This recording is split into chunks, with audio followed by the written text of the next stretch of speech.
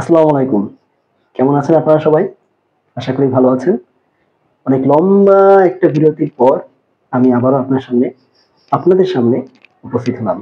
মহান আল্লাহ অশেষ রহমতে এই পর্যন্ত আসতে পেরেছি। অনেক ধরনের সমস্যা ছিল। যেহেতু চাকরিতে অনেক ধরনের কাজ ছিল বলে গিয়েছিলাম যে ট্রেনিংও থাকতে পারে প্লাস আরো কিছু কাজ-বাজ ছিল। এগুলোর জন্য আমি আসতে পারিনি। তার জন্য দুঃখিত। তো আবারও শুরু করলাম এবং আজকে আমাদের যে সেশনটা আমাদের হবে এবং আপনারা অলরেডি থাম্বনেল দেখে বুঝে গিয়েছেন। আজকে আমাদের আলোচনার বিষয় হচ্ছে সাবজেক্ট ভার্ব এগ্রিমেন্ট। দেখুন আমি আগে একটু লিখে নিই।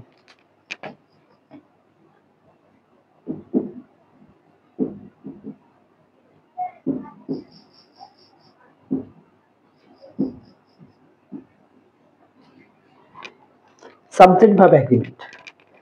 দেখুন এই টপিকটা আমাদের জবের প্রত্যেকটা সেক্টরের অর্থাৎ জব যে ধরনেরই হোক না কেন এই টপিকের উপরে প্রশ্ন থাকবে। এটা যেহেতু রাইট ফ্রম ভার্বসের সাথে রিলেটেড সো এর উপরে প্রশ্ন মাস্ট থাকবে। এখন বিষয় হচ্ছে বিসিএস তো সামনে, সেপ্টেম্বর মাসে বিসিএস 47 প্লাস আরো অনেকগুলো পরীক্ষা বাদ আছে সামনে। নিবন্ধনের সার্কুলারটা হয়তো এই মাসে দিয়ে দিবে, জুলাই মাসে দিয়ে দিবে। তো যাই হোক এই টপিকটা যাদের আছে সিলেবাসে আপনারা অবশ্যই দেখবেন, বিসিএস তো মাস্ট আছে।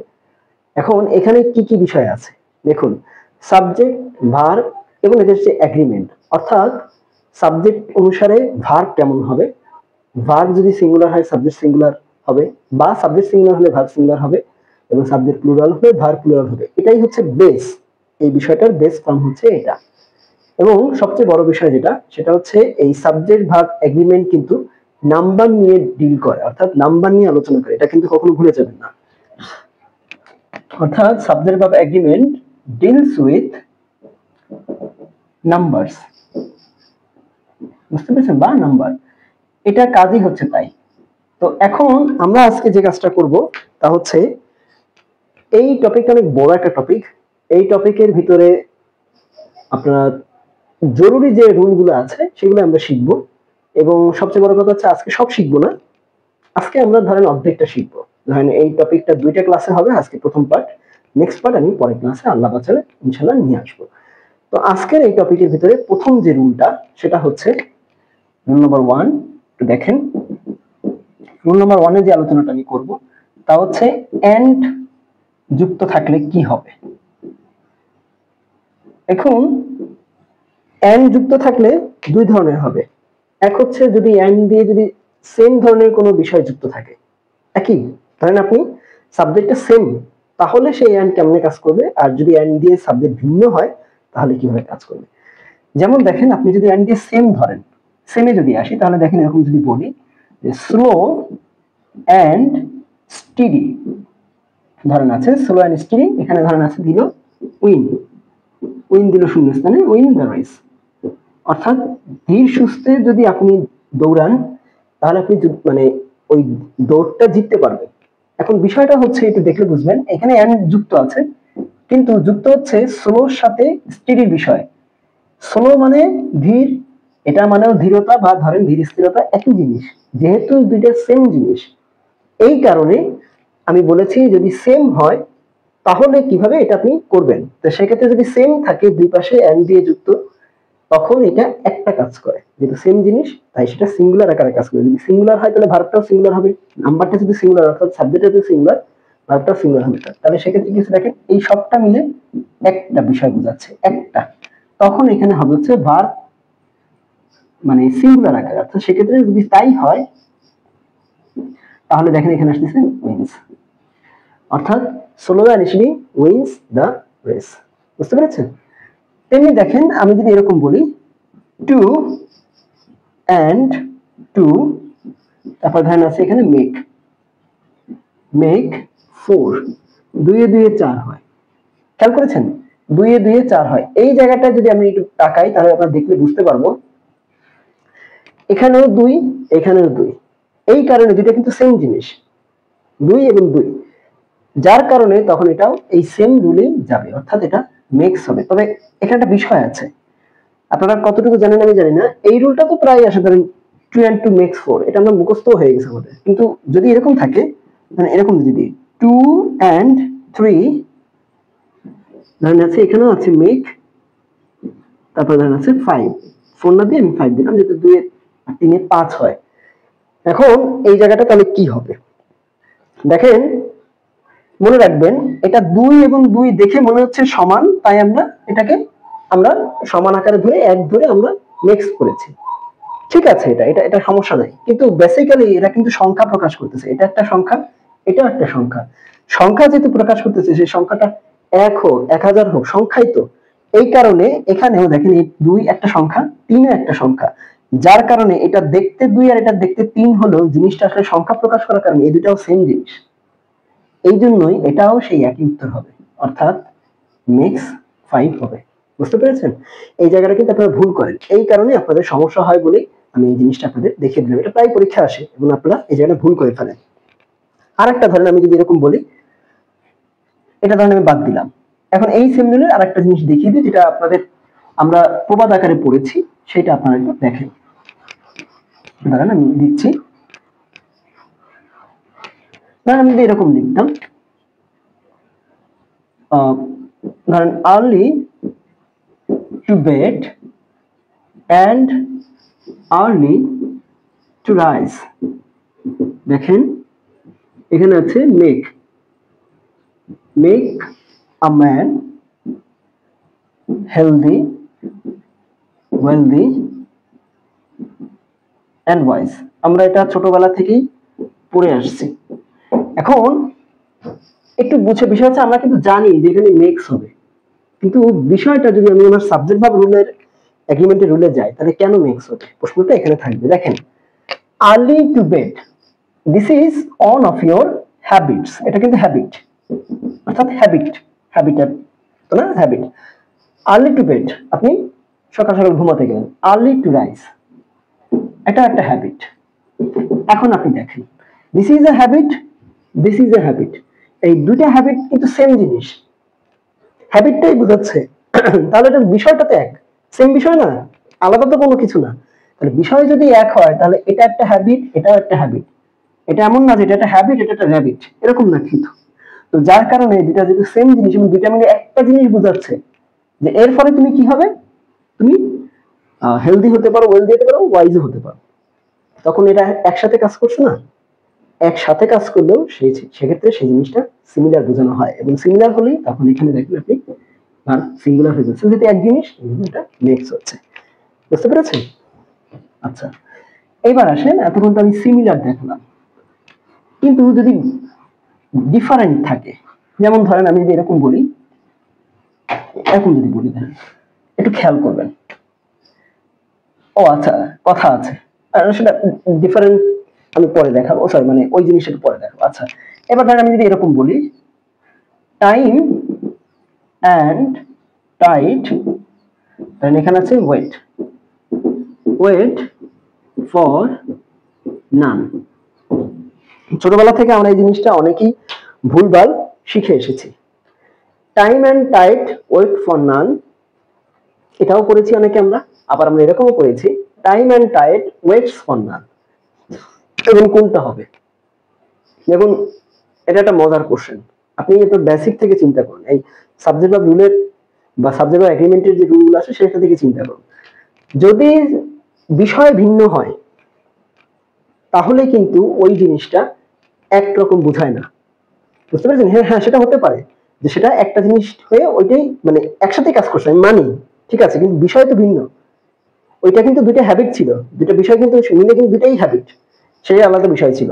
কিন্তু এই জায়গাটা দেখেন, সময় একটা জিনিস, স্রোত একটা জিনিস, দুইটা কিন্তু সম্পূর্ণ আলাদা জিনিস, যার কারণে এটা দুইটা কিন্তু আলাদা করে কাজ করতেছে। যদি একসাথে কাজ করছে, দুইটা মিলে কাজ হয়েছে, কিন্তু দুইটা জিনিস কিন্তু আলাদা। এই কারণে তখন এটা আর ভার্ব সিঙ্গুলার হবে না, এটা হবে ভার্ব প্লুরাল।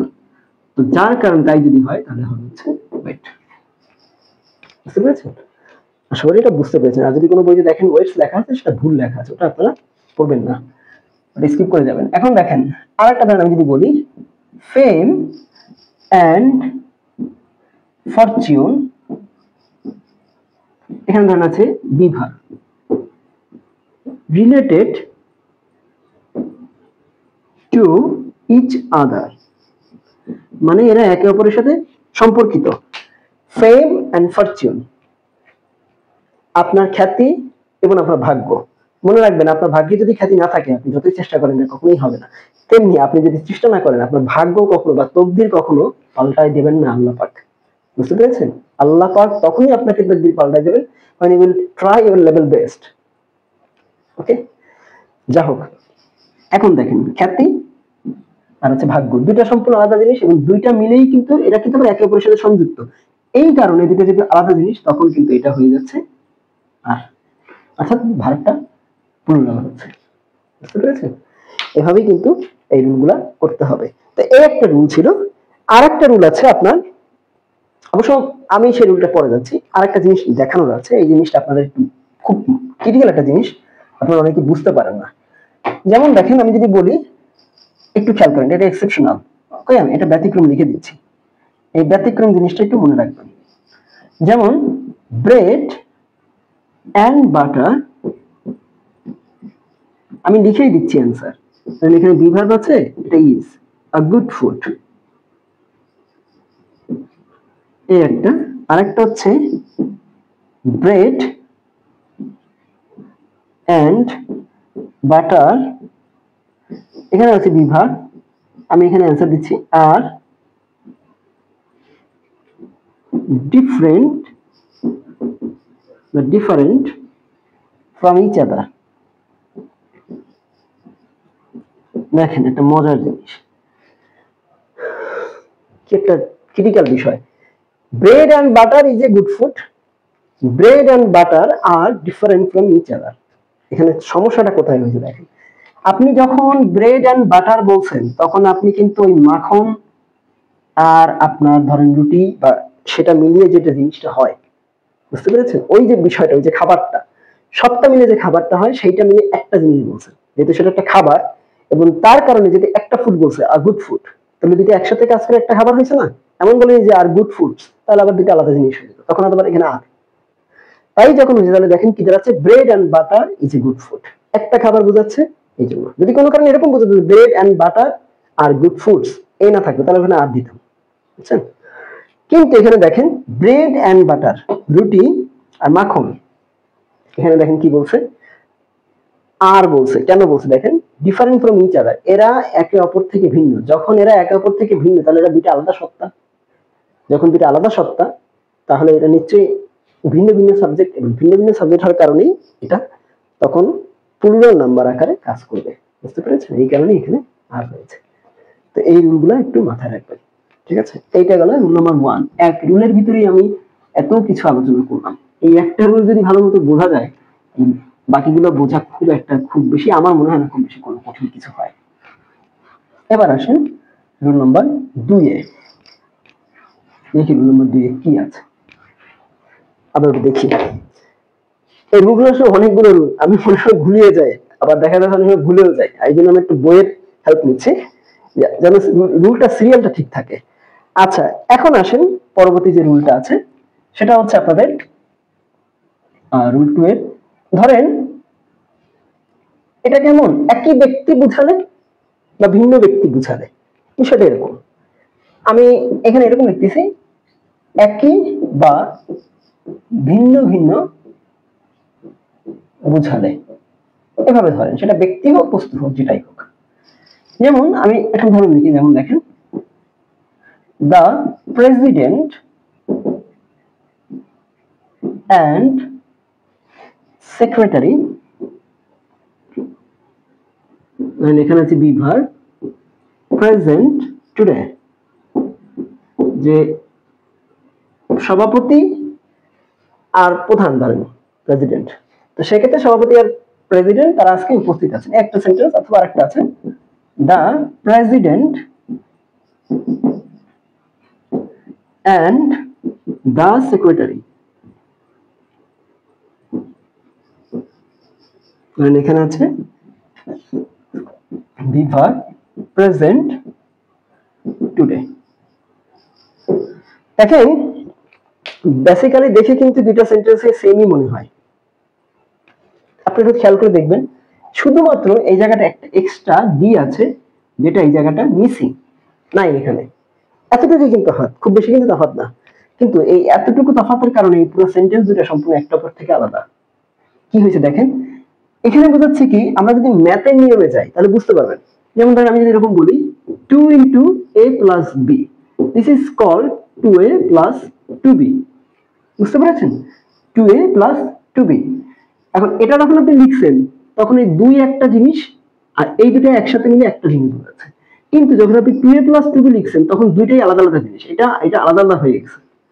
আপনি এইটাকে ধরেন, এটাকে ধরেন এইটা, এই বি, আর ধরেন এইটা ফার্স্ট ব্র্যাকেট বা ব্র্যাকেটের ভিতরে, তাহলে কি হচ্ছে দেখেন, প্রেসিডেন্ট আর সেক্রেটারিকে দিয়ে একটা কোয়ালিফাই করছে, তখন এই দুটো হয়ে গেছে একটা আর এটা হয়ে গেছে একটা, এবং সবটা মিলে একটা জিনিস দাঁড়াচ্ছে। বুঝতে পেরেছেন? কারণ অর্থাৎ যিনি প্রেসিডেন্ট তিনি সেক্রেটারি। কিন্তু এই জায়গাটা দেখেন, ওই যে 2a plus 2b এর মতন, এটা প্লাস ধরেন 2b এর মতন, তাহলে কি দাঁড়াচ্ছে দেখেন, এই একজন প্রেসিডেন্ট একজন ব্যক্তি আর সেক্রেটারি বি যেটা আগে একজন আসছে, সেক্রেটারি আবার আরেকজন ব্যক্তি। দুইজন যখন দুই ব্যক্তি তখন এই জায়গাটা হচ্ছে আর, আর এটা হচ্ছে সিঙ্গেল ব্যক্তি, এই জন্য হয়েছে ইজ। বুঝতে পেরেছেন? এইটা তাই সহজে বুঝাই দিচ্ছি, যদি দেখেন এন্ড দিয়ে একটা দিয়ে দুইটা শব্দকে যুক্ত করছে এন্ড, তাহলে সেটা হচ্ছে সিঙ্গুলার। আর যদি দেখেন যে এন্ড এর এপাশেও দিয়ে আছে ওপাশেও দিয়েছে, তাহলে এটা প্লুরাল। বুঝতে পেরেছেন? গেল এটা। এবার আসেন রুল নাম্বার 3 তে।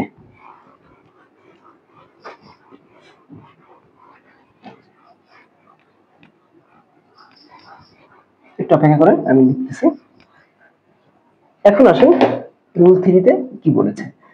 যেমন দেখেন, মনে রাখবেন কোন একটা সংগঠন বা কোন একটা দল যদি তারা একত্রে একসাথে একটা কাজ করে তাহলে সেটাকে সিঙ্গুলার বোঝানো হয়। ধরেন কোন একটা জুরি অর্থাৎ যারা বিচারক মণ্ডলী, আবার ধরেন কোন একটা কমিটি অর্থাৎ একটা কমিটি বা ধরেন একটা গ্রুপ, এরা যখন সবাই মিলে একটা সিদ্ধান্ত দিল তখন সেটা সবার পক্ষ থেকে আসছে, সর্বজন বিদিত হয়েছে বলেই সেই সিদ্ধান্তটা একসাথে একটা সিদ্ধান্ত হয়েছে, সবাই একমত, তাই সেটা সিঙ্গুলার। কিন্তু যখন একই দলের ভিতরে বা একই বিচারকদের ভিতরে তারা যখন আবার আলাদা আলাদা হয়ে সিদ্ধান্ত দিচ্ছে বা আলাদা আলাদা রকম সিদ্ধান্ত দিচ্ছে, তখন কিন্তু সেটা ভাগ হয়ে গেছে, এবং ভাগ হয়ে যাওয়ার কারণে তারাও যেমন ভাগ হয়ে গেছে, তাদের সিদ্ধান্ত গুলোও ভাগ হয়ে গেছে, তখন কিন্তু সেটা হয়ে যাচ্ছে আলাদা, এবং তখন সেটা প্লুরাল হয়ে যাচ্ছে, তখন এটা এই জন্যই হবে সেটা প্লুরাল ফর্মে। বুঝতে পেরেছেন? যেমন দেখেন আমি যদি এরকম বলি, একটা রুল দিয়ে বুঝাই, একটা উদাহরণ দিয়ে বুঝাই দিচ্ছি। যেমন দেখেন দ্য জুরি, ধরেন এখানে আছে গিভ,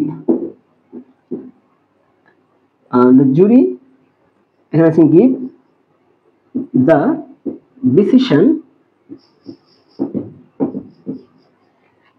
অলরেডি, ধরেন এটা আছে। আবার এরকম আছে দ্য জুরি, ধরেন এখানে আছে ডিভাইডেড, ধরেন এখানে আছে বিভাগ, ইন দেয়ার, সরি দেয়ার দিলে তো বোঝাই যাচ্ছে, ইন ডিসিশন মেকিং, ধরেন এমন আছে। এখন বিষয়টা হচ্ছে জুরিরা যখন সবাই মিলে একটা সিদ্ধান্ত দিয়েছে, ইতিমধ্যে একটা সিদ্ধান্ত দিয়ে দিয়েছে, তখন কিন্তু সেটা সবাই মিলে সিঙ্গুলার হিসেবে কাজ করছে, এটাকে যেটা বললাম, এবং যার কারণে বা যার দরুন এটা তখন সিঙ্গুলার হচ্ছে। এবং যেটা এখানে অলরেডি আছে, আমরা জানি রাইট ফ্রম ভার্ব ইউজ করেছি, আমরা করেছি, সেখানে কিন্তু ছিল হচ্ছে অলরেডি থাকলে বা এভার বা লেটলি বা লেট বা জাস্ট নাও রিসেন্টলি, এগুলো থাকে প্রেজেন্ট পারফেক্ট টেন্স হয়। তাই যদি হয় তাহলে দেখি কি দাঁড়াচ্ছে, জুরিতে আসতেছে হ্যাজ প্লাস ভার্ব 3, তার মানে হ্যাজ গিভেন, এটা। আর এই জায়গাটা দেখেন, যেহেতু বলেছি তারা ভাগ হয়ে গেছে তাদের সিদ্ধান্তে, এইখানে আসতেছে হচ্ছে আপনার প্লুরাল ফর্ম, অর্থাৎ আর, আর ডিভাইডেড, তারা বিভক্ত হয়ে গিয়েছে এবং তাদের সিদ্ধান্তগুলো আলাদা আলাদা হয়েছে, তারা সিদ্ধান্ত নিতে পারতেছে না এই কারণে। ওকে, গেল। এবার আসেন আপনাদের রুল নাম্বার 4-এ।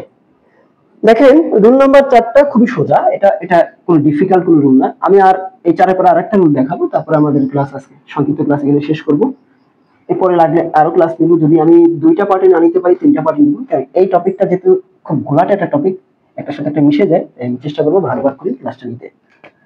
এখন আসেন রুল নাম্বার 4-এ।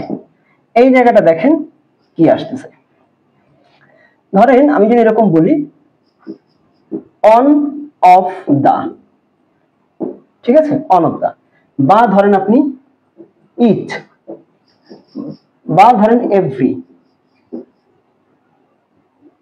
বা ধরেন each dot and each dot. এই যে জিনিসগুলা, এইগুলা যদি থাকে তাহলে কি হবে দেখেন আপনি। যেমন আমি যদি এরকম বলি আপনাকে, অন অফ দ্য বয়েজ, ধরেন এখানে আছে বি ভার্ব প্রেজেন্ট, খেয়াল করেছেন? আবার যদি আমি এরকম বলি, ইচ অফ দেম, ধরেন আমি যদি বলি হ্যাভ ডান ইট। আবার যদি এরকম বলি, দেখেন ইচ বয় অ্যান্ড, এই এভরি অফ দেম বা ইচ অফ দেম একই জিনিস, এইটা আমি জানছি, each boy and each girl. এবার দেখেন এটা কিন্তু এইটা। আবার আবার ধরেন আমি এরকম বলি, বি ভার্ব প্রেজেন্ট হিয়ার, এখানে উপস্থিত আছে। এখন একটু দেখেন কি দাঁড়াচ্ছে। মনে রাখবেন এই রুলটা খুব একটা দিক থেকে বুঝতে পারবেন আপনি যদি সহজে ধরতে পারেন। এটা মানে তো অনবধি, মানে হচ্ছে অন্যতম, এটা মানে প্রত্যেকে, আবার এটা মানে হচ্ছে প্রত্যেক এই, আবার প্রত্যেক ওই। আচ্ছা, এই রুলগুলো অর্থাৎ এগুলোর পরে এই যে দেখেন অন অফ দি বা ইচ অফ বা ইচ বয় বা ইচ গার্ল যেটাই হোক, এগুলোর পরে সাধারণত সাবজেক্টটা প্লুরাল থাকে, যেটা দেওয়া থাকে আর কি, অর্থাৎ অবজেক্ট ধরতে পারেন বা যেটা দেওয়া থাকে এটা প্লুরাল ফর্মে থাকে, কিন্তু ভার্বটা হয় সিঙ্গুলার। মনে থাকবে আপনাদের এতটুকুই বিষয়। এগুলোর পরে সাবজেক্ট বা অবজেক্ট যেটাই থাকুক সেটা থাকবে প্লুরাল ফর্মে, কিন্তু ভার্বটা হবে সিঙ্গুলার। তাহলে দেখেন কি দাঁড়াচ্ছে, on the boys is present, এটাও হ্যাজ, আবার এইটাও। বুঝতে পেরেছেন? এই রুলটা এরকম, এটা খুবই সহজ একটা রুল, খুব একটা জটিল কোনো কিছু না। এবার আসেন আমাদের আজকের শেষ রুলটাতে, রুল নাম্বার 5 বা রুল নাম্বার 5। এটা হচ্ছে কি, যে শব্দগুলো থাকলে সাধারণত প্রথম সাবজেক্টকে মডিফাই করা হয় সেই শব্দগুলা কোনগুলা। যেমন দেখেন আমি যদি আপনাকে বলি as well as, অর্থাৎ এটা ছাড়াও বা এর পাশাপাশি। তারপর ধরেন আমি যদি বলি along with, বা ধরেন together with, এই যে শব্দগুলো আছে আরো কিছু আছে, ধরেন এই কয়টাই ধরেন, এই তিনটাই ধরেন, এই তিনটাই বেশি আসে। তো এই শব্দগুলো যদি কখনো থাকে তাহলে মনে রাখবেন, আমি একটু সেন্টেন্সটা লিখে তাহলে বুঝতে পারবেন। যেমন দেখেন he as well as his friends, আর এখানে আছে have gone there, সেখানে গিয়েছে। খেয়াল করেছেন? অথবা আমি যদি এরকম বলি her friends and she, I'm sorry and তো না, her friends, এটা ধরেন as well as she, as well as she, ধরেন আমি আছি এখানে বি দিয়েছি absent today, আজকে অনুপস্থিত, ধরেন ক্লাসে হোক বা যেখানে হোক। এখন কি হচ্ছে, নিয়মটা হচ্ছে যদি এটা থাকে বা যদি এইগুলো থাকতো বা এটা থাকতো, যেটাই থাকুক, আমি একটা দিয়ে করিয়েছি, যদি as well as থাকে, ধরেন এটা এইগুলো আর কি, তাহলে মনে রাখবেন এর প্রথমে যে সাবজেক্টটা আছে সেই অনুযায়ী আমাদের ভার্বকে আনতে হবে। দেখেন কি আছে, এখানে আছে হচ্ছে হি একটা, এই কারণে এটা প্রেজেন্ট ফর্মে দিলে হ্যাজ।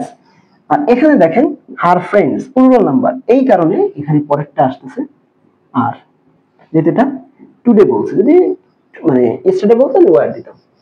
বুঝতে পেরেছেন? তো এই জিনিসগুলো এভাবেই শিখতে হবে, এগুলো খুব বেশি কঠিন কিছু না, প্র্যাকটিসের বিষয়, প্র্যাকটিস ঠিক মতো করলে এগুলো করা আমার কোনো কঠিন কিছু না।